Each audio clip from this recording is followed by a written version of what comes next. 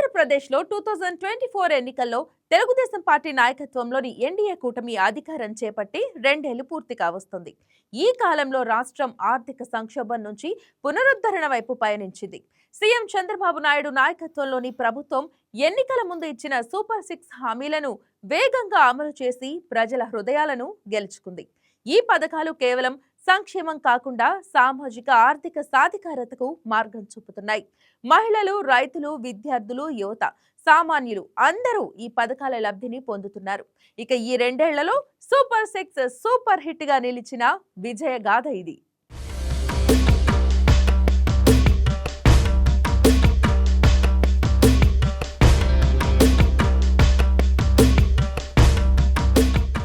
ఆంధ్రప్రదేశ్లో TDP, Janasena, BJP కూటమి ప్రభుత్వం అధికారంలోకి వచ్చి 2 ఏళ్లు పూర్తయ్యాయి.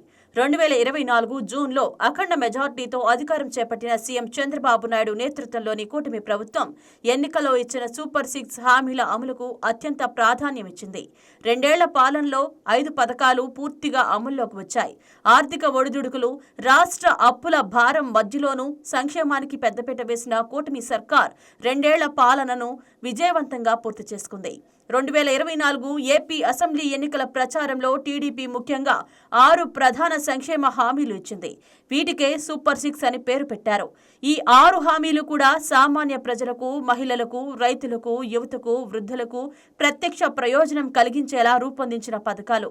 కూటమి భాగస్వామి జనసేన అధ్యక్షుడు పవన్ కళ్యాణ్ ప్రకటించిన షణ్ముఖ వ్యూహం హామీలతో కలిపి సమగ్ర ఎన్నికల మేనిఫెస్టో రూపొందించారు. సూపర్ 6 పథకాల్లో మొదటి హామీగా నిలిచిన దీపం పథకం 2.0ని కూటమి ప్రభుత్వం 2024 దీపావళి సందర్భంగా మొదలుపెట్టింది. ఈ పథకం కింద రాష్ట్రంలో 90 లక్షలకు పైగా నిరుపేద కుటుంబాలకు ఏడాదికి 3 ఉచిత వంట గ్యాస్ సిలిండర్లు అందజేస్తున్నారు. పేద మహిళలు, గ్రామీణ కుటుంబాలకు ఇది నేరుగా ఆర్థిక భారాన్ని తగ్గిస్తోంది. దీపం పథకానికి 1700 కోట్లకు పైగా నిధులు కేటాయించారు. ఉమ్మడి ఆంధ్రప్రదేశ్లో 1999లో తొలిసారి ప్రారంభమైన దీపం పథకానికి ఈ రీలాంచ్ కొత్త అర్థం తెచ్చింది. గ్రామాల్లో వంట చెరకుపై ఆధారపడిన కుటుంబాలు ఇప్పుడు గ్యాస్ వైపు మళ్లుతున్నాయి. ఇది ఒక్కో కుటుంబానికి ఏడాదికి దాదాపు 5,000 మేర ఆదా అవుతోందని అంచనా.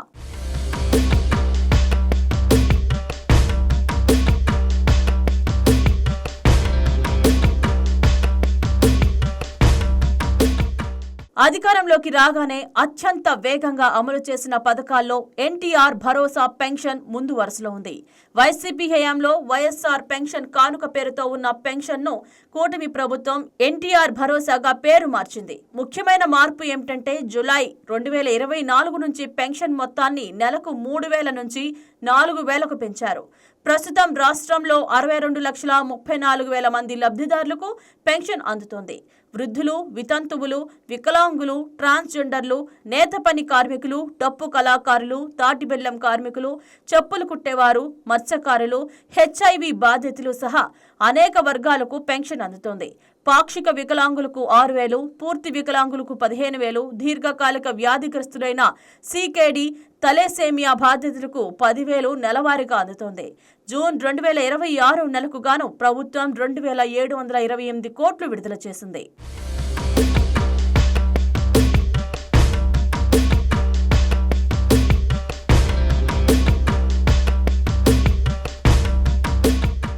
సూపర్ 6లో అత్యంత ఆసక్తిగా గమనించిన పథకాలలో తల్లికి వందనం ఒకటి. 2025 నుండి 2026 బడ్జెట్లో 9,407 కోట్లు కేటాయించిన తర్వాత జూన్ 12, 2025న సీఎం చంద్రబాబు నాయుడు ఈ పథకాన్ని అధికారికంగా ప్రారంభించారు. ప్రభుత్వ, ప్రైవేటు పాఠశాలల్లో 1 నుంచి 12వ తరగతి వరకు చదివే పిల్లల తల్లులు లేదా సంరక్షకుల బ్యాంకు ఖాతాలకు ఏడాదికి 15,000 నేరుగా జమ అవుతున్నాయి. 67 లక్షల మంది విద్యార్థులు, 43 లక్షల మంది తల్లులు ఈ పథకం ద్వారా లబ్ధి పొందుతున్నారు. 1వ తరగతి, జూనియర్ ఇంటర్మీడియట్లో 2025, 2026లో చేరిన విద్యార్థులు కూడా అర్హులే. ముందు వైసీపీ ప్రభుత్వం అమ్మఒడి పేరుతో అమలు చేసిన పథకానికి ఇది పోలి ఉన్న ఈ విధానంలో ప్రైవేటు పాఠశాలలు విద్యార్థులకు కూడా హక్కు కల్పించారు. ఇక కార్మికులు, శ్రమజీవులు, వలస కూలీలకు తక్కువ ధరకు పౌష్టికాహారం అందించే లక్ష్యంతో 204 అన్నా క్యాంటీన్లను రాష్ట్ర వ్యాప్తంగా ప్రారంభించారు. ఇది కూటమి ప్రభుత్వం అమలు చేసిన ముఖ్యమైన సంక్షేమ చర్యల్లో ఒకటిగా నిలిచింది. తాజాగా ఏప్రిల్ 2026లో మరో 62 కొత్త అన్నా క్యాంటీన్లను ప్రారంభించడంతో రాష్ట్రంలో క్యాంటీన్ల సంఖ్య మరింత పెరిగింది. నిరుపేద పట్టణ కార్మికులకు ఈ క్యాంటీన్లు నిత్య అవసరంగా మారాయి.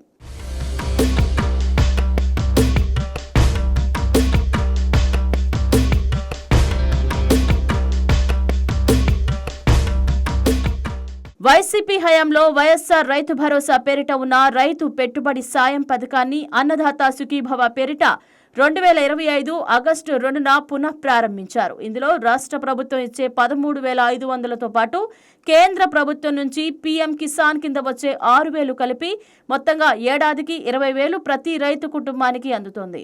ఖరీఫ్, రబీ సీజన్లలో 2 విడతల్లో నేరుగా ఆధార్ లింక్ అయిన బ్యాంకు ఖాతాలకు జమ అవుతోంది. 51 లక్షలకు పైగా రైతు కుటుంబాలు లబ్ధి పొందుతున్నారు. 2025 నుంచి 2026 బడ్జెట్లో ఈ పథకానికి 6,300 కోట్లు కేటాయించారు. వ్యవసాయ ముందస్తు పెట్టుబడి భారాన్ని తగ్గించడంలో ఈ పథకం కీలక పాత్ర పోషిస్తోందని రైతు సంఘాలు అభినందిస్తున్నాయి. ఆంధ్రప్రదేశ్లో మహిళలు ఏపీఎస్ఆర్టీసీ బస్సుల్లో ఉచితంగా ప్రయాణించే హామీ కూడా అమలులోకి వచ్చింది. గ్రామాల నుంచి పట్టణాలకు రోజువారీ ప్రయాణించే మహిళా కార్మికులు, విద్యార్థినులకు ఇది ఎంతో ఉపయోగంగా ఉంటుంది. ఈ పథకం వల్ల లక్షలాది మహిళలు ప్రయాణ వ్యయం నుంచి ఉపశమనం పొందుతున్నారు.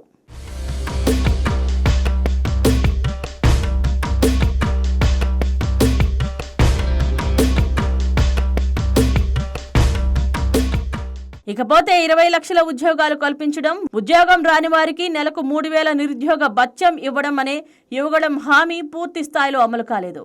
ఇంకా ఇది పెండింగ్ లో ఉన్న అంశంగా విపక్షాలు ఎప్పటికప్పుడు ప్రశ్నిస్తున్నాయి. అయితే డిఎస్సి ద్వారా 16,247 మంది ఉపాధ్యాయుల నియామకాలు జరపడం మొదలుపెట్టారు. ఉద్యోగ కల్పన ప్రక్రియ వివిధ రంగాల్లో కొనసాగుతోందని ప్రభుత్వం చెబుతోంది. కూటమి ప్రభుత్వం అధికారంలోకి వచ్చినప్పుడు రాష్ట్రంపై భారీ అప్పుల భారం ఉందని, ఖజానా తీవ్ర ఆర్థిక సంక్షోభంలో ఉందని ప్రభుత్వం తొలి నాళ్లలో చెప్పింది. అయినప్పటికీ సంక్షేమ పథకాలకు నిధులు కేటాయింపుల్లో ఎలాంటి రాజీ పడలేదు. 2025-2026 బడ్జెట్లో సూపర్ 6 పథకాలకు కలిపి 1,000 కోట్ల రూపాయలు కేటాయించడం ప్రభుత్వ ప్రాధాన్యతలకు నిదర్శనం. ఒక్కో కుటుంబానికి 3 నుంచి 4 సంక్షేమ పథకాలు అమలు చేస్తున్నామని సీఎం చంద్రబాబు నాయుడు చెప్పారు. అమరావతి నిర్మాణం, పెట్టుబడుల ఆకర్షణ, రైల్వే జోన్ సాధన వంటి అభివృద్ధి అజెండాతో పాటు సంక్షేమ పాలన సమతౌల్యంగా సాగుతోందని కూటమి వర్గాలు అంటున్నాయి.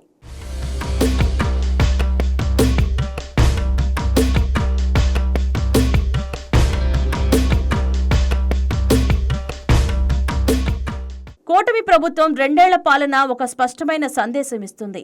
ఆర్థిక సవాళ్లు ఎన్ని ఉన్నా ఎన్నికల హామీలు ఎలాగైనా అమలు చేయాలనే సంకల్పం ఈ ప్రభుత్వానికి ఉంది.